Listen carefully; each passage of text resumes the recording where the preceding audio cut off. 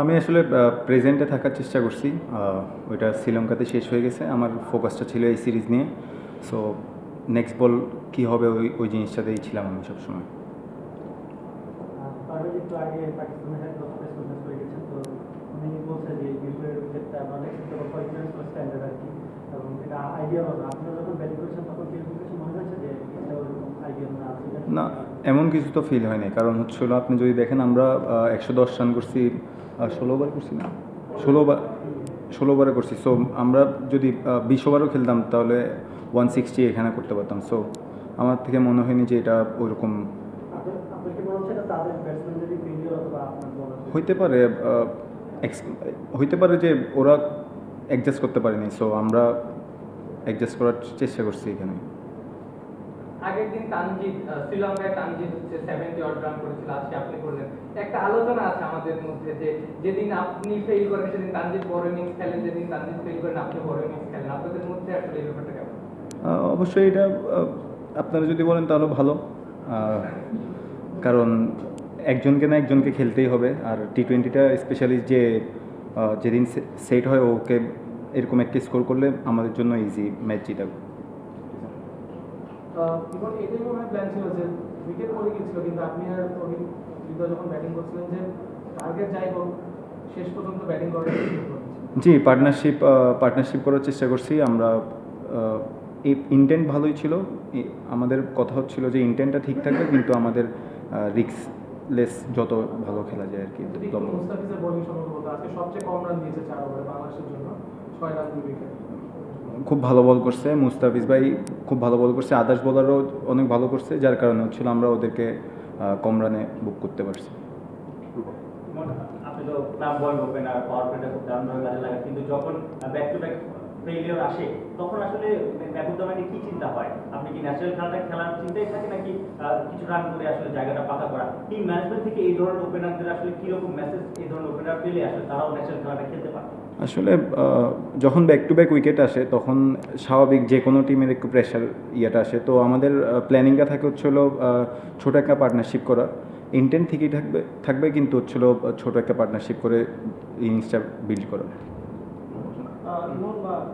শ্রীলঙ্কার বিপক্ষে যে বোলিং অ্যাটাকটা আপনারা সামলেছেন, যদি একটু ফার্স্টে দেখেন কোম্পানি একটা ম্যাচে খেলেন মাত্র, পাকিস্তানের বোলিংটাকে কি একটু কমজোরি মনে হয়েছে কিনা? স্কোরিং ভালো করেছেন বলেই বলছি কোশ্চেনটা।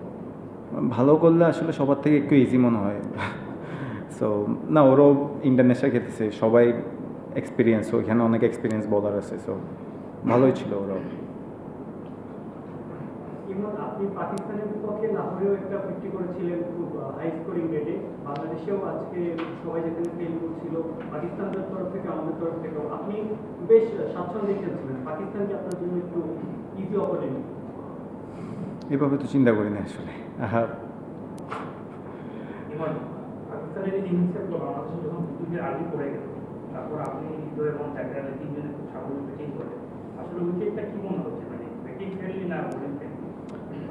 বলারদের জন্য মিরপুর উইকেট একটু বেনিফিট থাকে, এটা নর্মাল জিনিস। বাট আমরা আসলে তখন যত চেষ্টা করছি হচ্ছিল অ্যাসেস করে এখানে যত আর্লি এখানে সেট হওয়া, ওইটা সবচেয়ে আগে প্ল্যানিং ছিল আমাদের।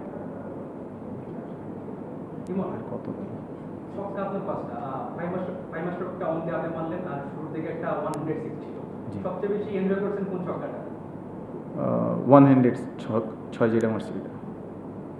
এবং ছক্কা নিয়ে একটা প্রশ্ন করেছিলাম যে আগের ম্যাচে তানজিদ 6টা ছক্কা মেরেছিল, আজকে আপনি 5টা মেরে দাও। যেমন দেখা যায় যখনই আসলে আপনারা শর্ট ইনিংস খেলেন এরকম 4-5টা ছক্কা থাকে, তো আসলে আপনাদের কি সিক্স হিটিং অ্যাবিলিটি একটু বাড়তি অ্যাডভান্টেজ দিচ্ছে কিনা যে টি-20 সঙ্গে টি-20 মানানসই ব্যাটিংটা করেন?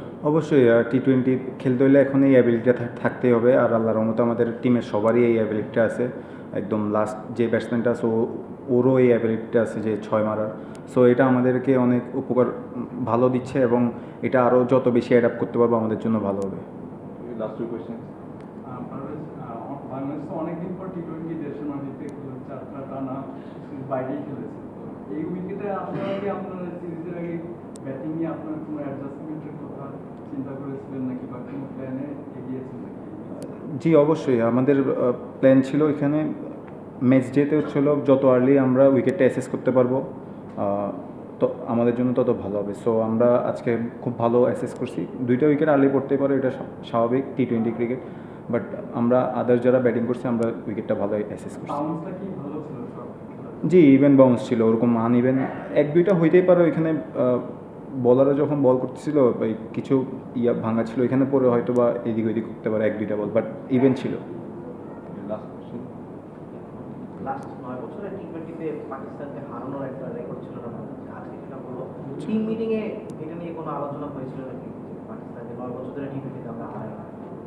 না, এমন কোনো আলোচনা হয়নি। আমাদের লাস্ট একটা সিরিজ খুব ভালো খেলে আসছি শ্রীলঙ্কা থেকে। সো সবাই খুব কনফিডেন্ট, চেষ্টা করছি ওই কনফিডেন্সটা আসলে ক্যারি করার। সো ওইভাবে আমরা আসলে নামছি।